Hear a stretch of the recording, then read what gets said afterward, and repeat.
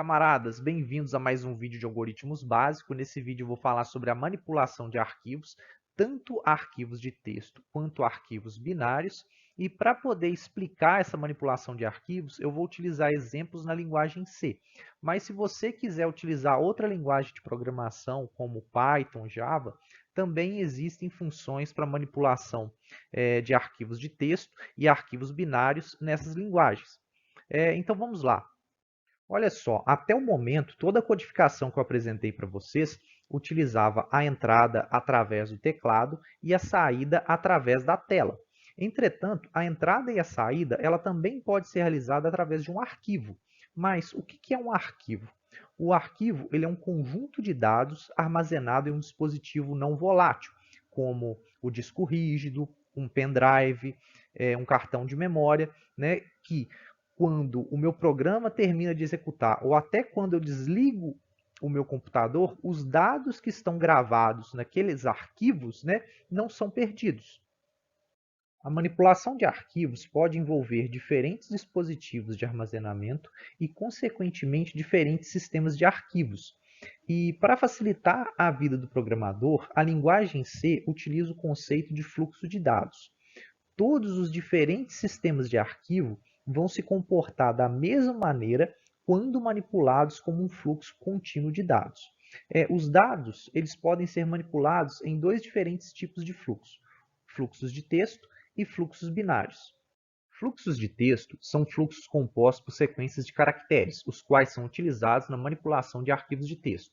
Fluxos binários são fluxos compostos por sequências de bits, sem tradução, utilizados na manipulação de arquivos binários. Uma observação interessante é que sistemas de arquivos diferentes geralmente apresentam distinções na representação de caracteres, como é o caso, né, dos sistemas operacionais Windows e Linux. Quando eu crio um arquivo de texto no Linux, por exemplo, e tento abrir esse arquivo de texto no Windows, eu vou observar alguns caracteres aparecendo de forma estranha, porque a codificação é diferente desses caracteres do Linux para o Windows. Agora vamos para os exemplos. Eu vou apresentar para vocês duas codificações do mesmo programa.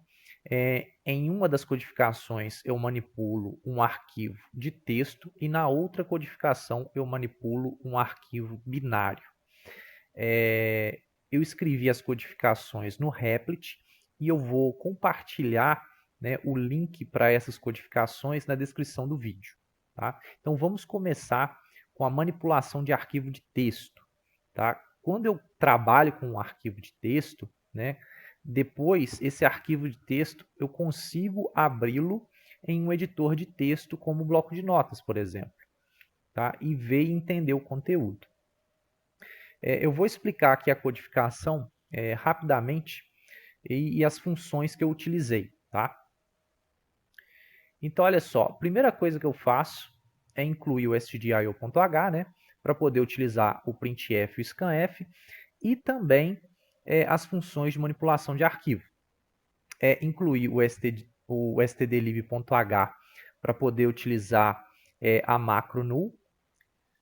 Aqui eu utilizei a diretiva define para associar arquivo a constante itens.txt, que vai ser o nome do meu arquivo. Tá? Então, no momento da compilação, né, aonde eu escrevi arquivo, vai ser substituído, né, por itens.txt. Tá? Aqui eu criei um novo tipo chamado item, que tem campos para código, nome e valor. Criei algumas funções, né, para facilitar a manipulação desse item. Tá? Criei aqui entra item, né, que eu tenho aqui a entrada do código, a entrada do nome e a entrada do valor. Tá? O código aqui, eu usei esse porcentagem asterisco C aqui, depois do porcentagem I, para poder pegar o caractere Enter, né? O /N. Porque na hora que eu digito o valor, eu tenho que confirmar. e essa confirmação iria atrapalhar a entrada do nome, né? Na entrada do nome aqui, eu vou pegar todos os caracteres até o /n, que é isso que esse código de formatação que eu estou usando aqui significa, tá?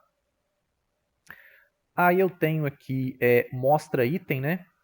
Para mostrar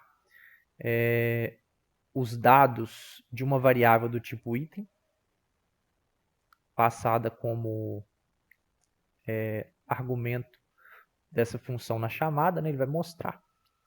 E agora vamos para o nosso programa propriamente dito, né? O nosso main, onde a gente tem aqui a variável novo item, que é do tipo item, que vai me auxiliar na hora de escrever e ler dados a partir do meu arquivo, né? Eu vou ler e escrever com auxílio dessa variável aqui, novo item.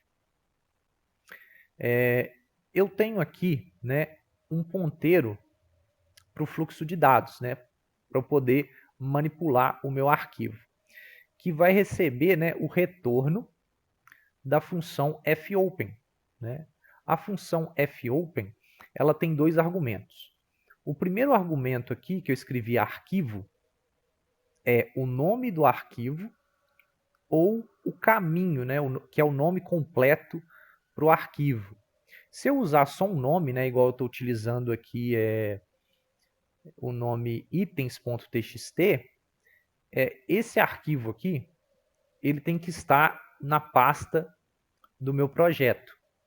Se eu especificasse aqui o caminho, ele ia procurar no caminho, tá? Mas aqui não faz muito sentido, porque eu estou utilizando uma ferramenta online, né? Aqui na forma de... Aqui o outro argumento, né, é o modo de abertura do meu arquivo, né? Que eu estou abrindo esse arquivo como um arquivo de texto, tá? Para anexar no final, que é append, todo o dado que eu for escrever vai ser anexado no fim do arquivo, tá? E o mais aqui é para que eu possa também ler, não só escrever, mas ler também. E no caso aqui, quando eu uso o a mais, se esse arquivo não existir, ele vai ser criado, tá? Aí é o seguinte, quando eu tento abrir um arquivo, pode acontecer algum problema. Por exemplo, eu posso não ter acesso ao disco, eu precisei, na hora de tentar abrir o arquivo, eu ia criar esse arquivo ainda, e o disco está cheio, né? Não tem mais espaço para criar esse arquivo. Pode ser que eu tentei abrir o arquivo para leitura e o arquivo não existe, né? Porque se eu abrir ele especificamente para leitura, né? Usasse aqui ao invés do a mais, usasse aqui o R, né? Eu estou abrindo só para leitura, quero só ler do arquivo. Se ele não existir, eu não consigo abrir. Então, o fopen iria retornar nulo, né? Um ponteiro nulo. E o que acontece então? Eu verifico se fluxo é nulo. Aqui, ó, fluxo igual a null. Se isso acontecer, não foi possível abrir, criar arquivo, né? E retorno 0, né? Encerro o programa. E aqui eu tenho o loop principal do meu programa. Vamos supor, consegui abrir, beleza, tá? Deu certo, abri, eu criei, né? Porque se ele não existir, cria. Aí tem as opções aqui, ó. 1 para gravar item, 2 exibir itens, 3 sair, tá? Aí eu vou receber a opção aqui na variável OP e eu tenho o switch aqui, ó. Então, ó, eu usei entra item para preencher a variável novo item, e eu vou usar essa variável novo item para escrever no meu arquivo utilizando a função fprintf. Então, para a função fprintf, eu vou passar o meu fluxo, né, ponteiro para o fluxo de dados, vou passar uma expressão de controle, né, igualzinha do printf. Tem que especificar o formato aqui que eu vou escrever o texto no meu arquivo de texto. no lugar, aí depois vem os argumentos, né? No lugar do porcentagem i aqui, vai o código. No lugar do porcentagem s, o nome. No lugar do porcentagem .2f, vai o valor, né? O valor real aqui, né? Com 2 casas decimais. Aí aqui eu estou utilizando ferror, né? Que se acontecer algum erro na hora que eu tentei escrever, iria ser 1, né? Aí eu vou mostrar erro ao gravar. Se eu conseguir gravar tranquilo, né? Entro no senão aqui e mostro a mensagem gravado com sucesso, tá? A função fprintf, ela tem um valor de retorno que eu não utilizei, que ela retorna a quantidade de caracteres que foi escrita no meu arquivo de texto, tá? Eu resolvi não usar e utilizar o fr. Eu podia ter utilizado aqui, né? Mas preferi não. No caso 2 aqui, né, é para ler, né? Eu teria que listar todos. O fseek aqui é para movimentar o cursor nesse arquivo. Imagina uma cabeça de leitura, tá? Então eu passo o ponteiro para o meu fluxo de dados, tá? Isso aqui é o deslocamento da cabeça de leitura, tá? Em caracteres, né? E aqui, seek_set, eu vou deslocar a partir do início. Existem outros, tá? Eu estou utilizando aqui o seek_set. Procurem aí a documentação do fseek. Enquanto não for o fim do arquivo, o que eu vou fazer? Eu vou usar o fscanf para fazer a leitura, né? Então é bem parecido com o fprintf, né? Eu tenho aqui, ó, fscanf, passo o fluxo, tenho aqui a expressão de controle, só que agora eu tenho que trabalhar com endereços, né? Então eu tenho que passar o endereço do código, o nome não precisa, né? E aqui o valor. Aqui, ó, eu precisei utilizar esse código de formatação aqui para ler o nome até a vírgula, porque no momento que eu escrevi, depois do nome tem uma vírgula, para poder separar e eu conseguir ler só o nome. Aí eu utilizei esse código de formatação assim, por causa disso, tá? Aí, num C aqui, ó, o fscanf, ele retorna a quantidade de argumentos que foi lido com sucesso. Então, ó, se eu conseguir ler todos os 3, no C vai ser igual a 3, eu posso mostrar o novo item, tá? O caso 3 aqui, né, é para fechar o arquivo antes de sair. O caso 3 aqui é para sair, né? Então eu fecho o arquivo primeiro, né, para evitar até com algum problema, né? Tem que fechar. Finalizo, retorna 1. Vamos executar para testar, né? Deixa eu executar. Então, ó, tá vendo? Ó, o item.txt ele foi criado, porque ele não existia antes, né, na minha pasta do projeto. Ó, se eu clicar aqui, ó, não tem nada nele, por enquanto. Então, ó, vou gravar um item. Digite o código. 67. Nome, vamos supor que fosse teclado. Valor 150. Gravei. Vou listar 2 para exibir. Tá lá gravado, ó. Agora, de novo, vou gravar outro item. Código 89, mouse 99,90.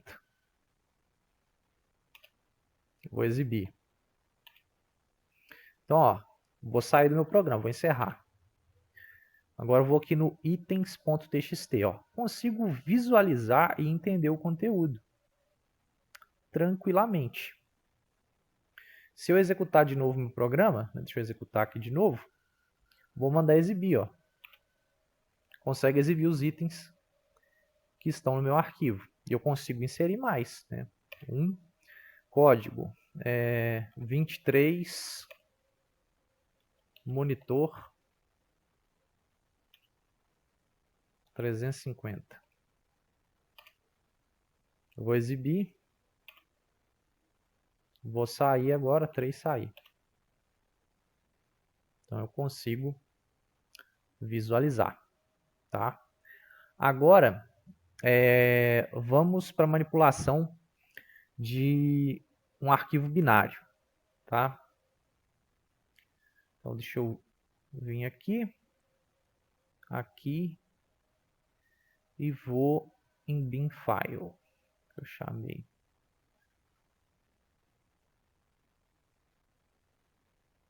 Então olha só, muita coisa está igual, tá? Eu vou falar só do que mudou, né? Então olha só, antes eu estava utilizando, na hora que eu ia abrir, né? Eu utilizava o A+, para abrir o arquivo de texto, né? Aqui eu estou utilizando o AB+. O B aqui está dizendo que eu vou manipular o arquivo como binário, tá? Aí no caso aqui, na hora de escrever, eu vou utilizar o fwrite, tá? Para escrever.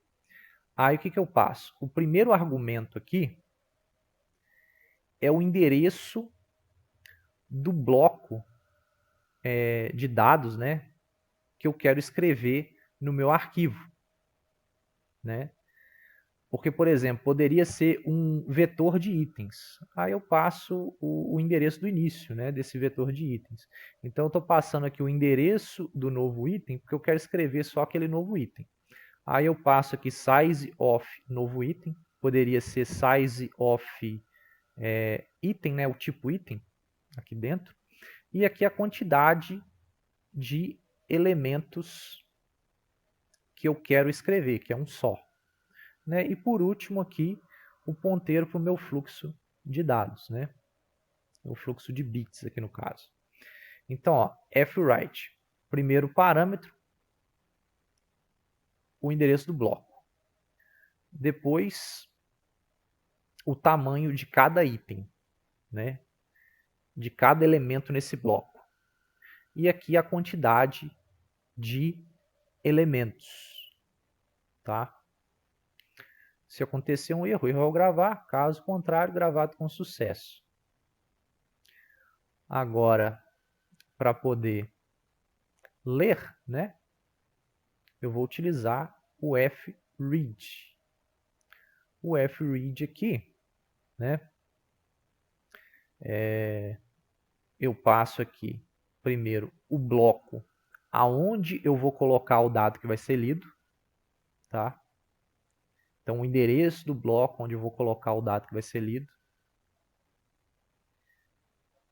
Aqui o tamanho de cada elemento nesse bloco, a quantidade de elementos e aqui o ponteiro para o meu fluxo de dados, né?